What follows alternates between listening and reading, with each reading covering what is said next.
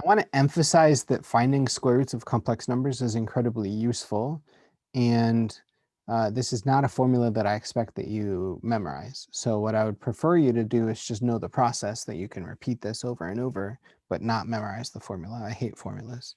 So let's go through, and at this point, let's do some examples. So I want to do some examples of actually doing some algebraic manipulations of complex numbers. So let's simplify the expression 2 plus I over 3 minus I. So what I want to do is I want to write that as a complex number that's a little bit easier to look at. So 2 plus I over 3 minus I. And what we're going to do to simplify this is we're going to multiply top and bottom by the complex conjugate of the denominator.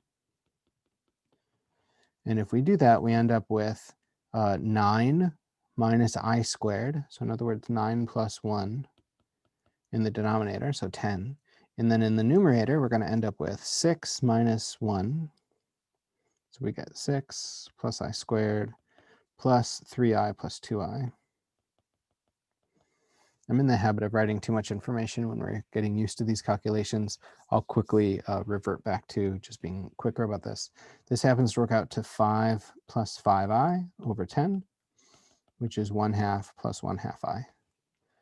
Okay, so 2 plus I over 3 minus I is actually just the complex number 1/2 plus 1/2 I. Okay, so a much simpler expression.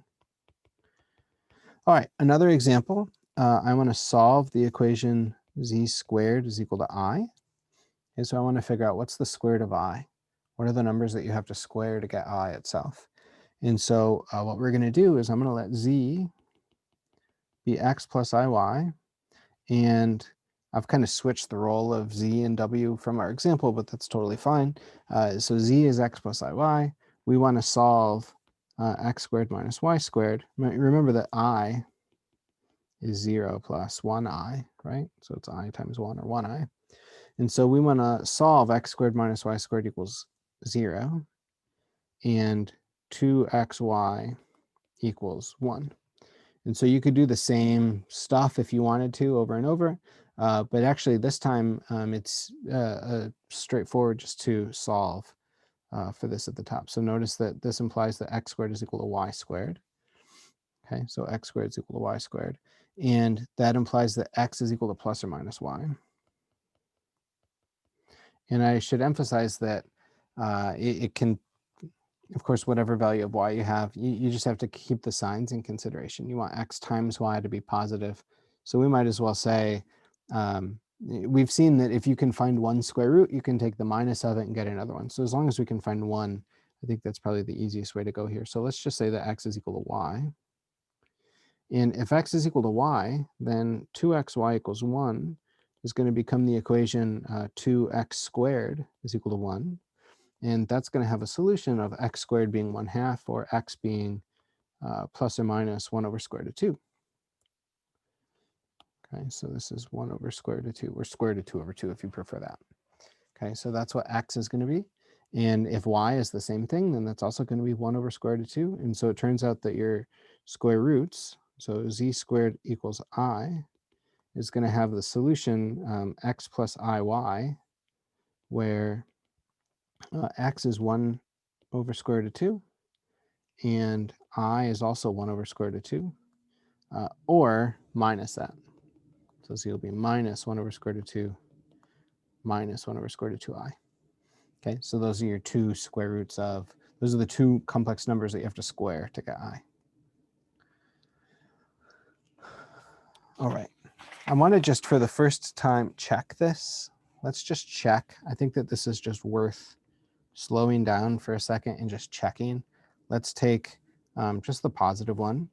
And if we were to take 1 over square root of 2 plus I times 1 over square root of 2 and square that quantity, I just want to think about what would happen. What would we get?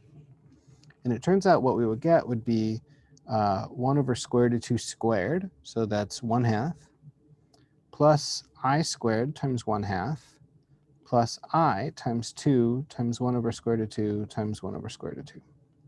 And so it turns out that, of course, I squared is minus 1, so that means that those cancel.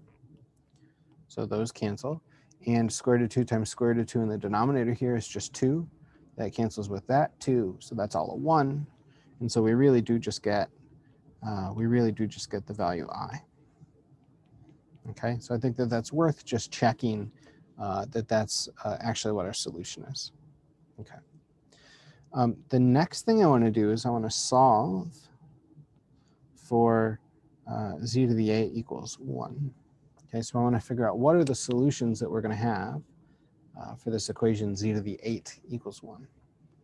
And what we're going to do is just factor, because this is the same as saying z to the 8 minus 1 is 0. In fact, I don't need parentheses there. And then this is a difference of squares. It's z to the 4th minus 1 times z to the 4th plus 1 equals 0. And actually z to the 4th minus 1 we can factor.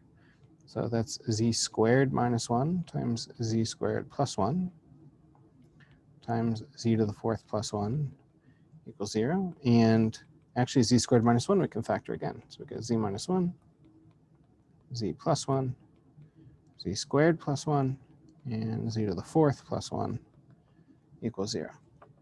Okay. And so these are going to be our, that's how this factors, that's how this breaks down. So this is where we'll get our solutions. So let's think about this for a second here. We're going to have, if this product is equal to 0, that means that each of these terms being 0 contributes to the solution. So this implies that z is 1 or minus 1.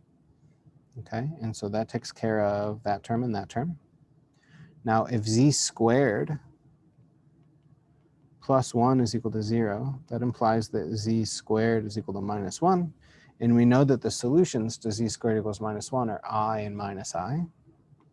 So that implies that z is plus or minus I. Let me actually write this a little bit more succinctly as plus or minus 1 plus or minus I. And so now the only thing that we have left to deal with is the z to the 4th plus 1 being equal to 0. And so z to the 4th plus 1 being equal to 0 is the same as, notice that you can actually factor z to the 4th plus 1 over the complex numbers. That's the same as saying z squared plus I times z squared minus I. Right? Because the middle terms would cancel. You would end up with minus I squared here in z to the 4th. So you get z to the 4th plus I z squared minus I z squared minus I squared. And that's really just z to the 4th plus 1. Okay, so that's how this factors. And this tells you that z squared is going to be minus I, or z squared is going to be I. And z squared being equal to I, we just found in the step before. Right, so this one is going to be 1 over square root of 2 plus I times 1 over square root of 2, and the negative of that. Okay, so we'll also have plus or minus 1 over square root of 2 plus I times 1 over square root of 2. And then finally, we'll get 2 more solutions. I'll leave this to you to check. Really do check, though.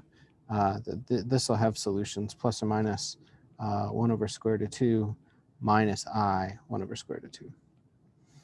Okay, and it turns out, and we'll talk about this in general, but it turns out that if I were to look at the graph, the complex plane, and try and think about all the solutions to z to the 8 equals 1, you would end up with a really nice graph. And what you would end up with would actually be a circle. So this is the unit circle. And the 8 solutions are going to be the 8 equally placed points around the unit circle. So this is the point 1 and minus 1, I and minus I. Okay, we always have the positive imaginary axis going up. So plus I is going up and minus I is going down. And then these other places are 1 over square root of 2 plus I 1 over square root of 2. The negative of that, okay, so same distance from the origin, but on the opposite side. And the other solutions are these values over here. So you end up with these 8 equally placed points in the complex plane, and they're equally placed around the unit circle. So these are all the solutions to z to the 8 equals 1.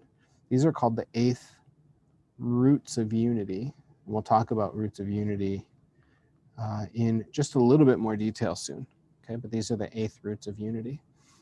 Just graphically, this means that I've just given you some nice information here. If you were to try and find the 4th roots of unity, what this would be a very similar thing. You draw a unit circle around the origin, and then it would be 4 equally spaced points.